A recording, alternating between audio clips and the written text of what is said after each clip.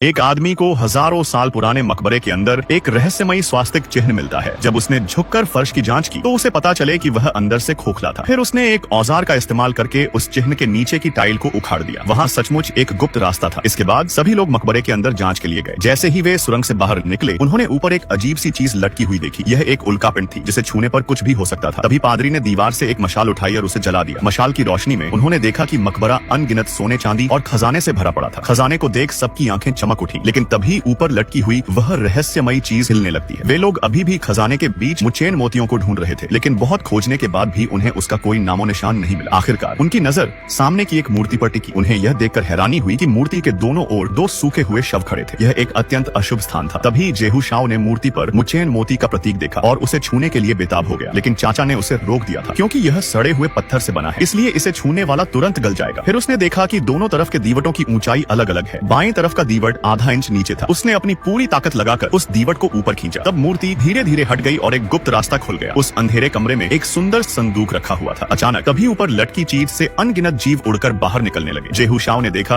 कि पादरी अभी भी वहीं खड़े थे, तो उसने रस्सी फेंककर उन्हें अपनी ओर खींच लिया। किस्मत से वे सभी जीव गिरी हुई मशाल की ओर उड़ गए थे। इस बीच वे लोग भागकर गुप्त कमरे में चले गए। दरवाजा बंद होते ही वे सुरक्षित हो गए। जेहू शाओ ने सावधानी से संदूक के पास जाकर उसे ध्यान से देखा। पास जाने पर उसे संदूक पर मुचेन मोती का चिन्ह दिखाई दिया।